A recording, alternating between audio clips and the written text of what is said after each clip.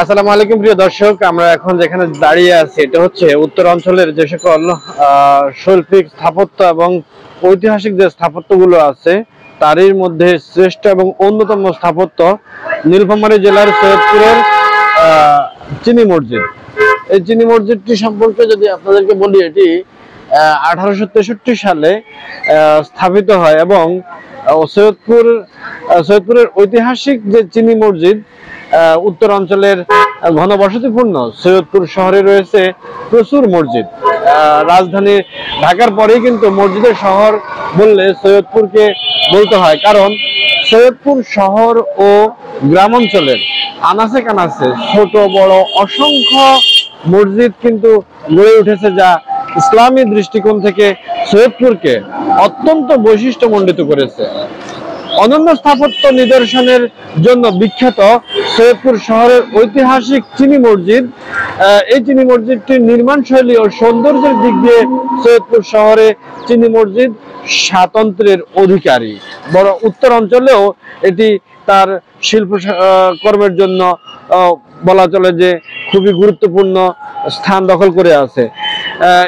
এর নির্মাণ কাজ কিন্তু শুরু হয় 1868 সালে। প্রথমে মসজিদটি দোতলা টিনের ঘর হিসেবে নির্মাণ করা হয় এবং পরবর্তীতে কিন্তু 1920 সালে ইমাম হাজী হাফিজ করিমের উদ্যোগে 39 বাই 40 ফুট আয়তনের মসজিদটি প্রথম অংশে পাকা করা হয় এবং এই অংশের নকশা করেছিল হাজী আব্দুল করিম নিজেই। 1965 সালে মসজিদের দ্বিতীয় অংশ নির্মাণ করা হয়। মসজিদের গোটা অবয়ব কিন্তু রঙিন উজ্জ্বল পাথরের আবৃত। কলকাতা থেকে সে সময় 143 খানা শঙ্কর মরমর পাথরে এনে লাগানো হয় এই মসজিদে। এছাড়াও চীনামাটির টুকরো দিয়ে আবৃত মসজিদের গায়ে লাগানোর জন্য সে সময় বগুড়ার গ্লাস ফ্যাক্টরি প্রায় 25 মেট্রিক টন চীনামাটির পাথর দান করেছিল এই মসজিদে। এভাবে মসজিদটি গড়ে উঠেছে শহরের ইসলামবাগ এলাকায় অত্যন্ত নয়নাভিরাম এবং এই মসজিদটির 32টি মিনার রয়েছে, আপনারা দেখতে পাচ্ছেন। এছাড়াও রয়েছে বড় 3টি গম্বুজ, চীনামাটির টুকরো দিয়ে ফুল ও গাছগাছড়ার নকশা এবং মসজিদের দক্ষিণের যে বারান্দাটি সম্পূর্ণ সাদা সিমেন্টের মোজাইক করা। এছাড়াও মসজিদে প্রবেশের জন্য উত্তর দক্ষিণে দুটি ফটক রয়েছে, দোতলায় রয়েছে একটি কক্ষ। মসজিদটি রয়েছে মসজিদের খ্রিস্টান সম্প্রদায়ের গোরস্থান। মসজিদের অনন্য নির্মাণ শৈলী ও সৌন্দর্য দেখতে দেশের বিভিন্ন জায়গা থেকে অনেক লোকজন এখানে প্রতিদিনই আসেন। 1863 সালে কয়েকশো দক্ষ কারিগর দ্বারা প্রতিষ্ঠিত সৈয়দপুরের চিনি মসজিদ, যা আমার পেছনে আছে, এর গায়ে লাগানো রয়েছে 243টি শঙ্কর মরমর পাথরের সাথে লাগিয়ে দেওয়া হয় 25 টনের মতো চীনামাটির টুকরা। নয়নাভিরাম এই মসজিদটি 27টি মিনার রয়েছে, 5খানা অসম্পূর্ণ মিনার দেখতে পাচ্ছেন, 5টি অসম্পূর্ণ মিনার। উত্তর পাশের নতুন ভবনের কাজ চলতেছে, যেটা অলরেডি কাজ কিন্তু শেষ হয়ে গেছে, আপনারা দেখতে পাচ্ছেন। তো আমরা এখন আপনাদেরকে ঘুরে ঘুরে সৈয়দপুরের যে চিনি মসজিদ সেটি ঘুরে ঘুরে একটু দেখানোর চেষ্টা করব। দেখতে পাচ্ছেন যে উত্তর অংশের বর্ধিত অংশের কাজ কিন্তু এটি বর্ধিত অংশের কাজ। এর সামনে দিয়ে নীলফামারী এবং সৈয়দপুরের রাস্তা হওয়ার কারণে প্রচুর শব্দ এবং নয়েজিং লেগে থাকে।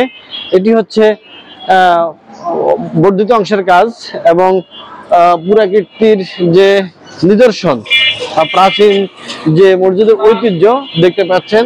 অসাধারণ সৌন্দর্যের যে নয়নাভিরাম উত্তরের জনপদের একটি শ্রেষ্ঠ মসজিদ বলা চলে। সেরা শিল্প নৈপুণ্যে গড়ে ওঠা উত্তরে সেই সময়কার সময় আসলে এই ধরনের মসজিদ খুব কমই বাংলাদেশে আছে। তো আপনারা যদি সময় পান মসজিদটি দেখে যেতে পারেন, অনেক সুন্দর, সব দিক থেকে অসাধারণ মসজিদটির অবয়ব দেখতে পাচ্ছেন।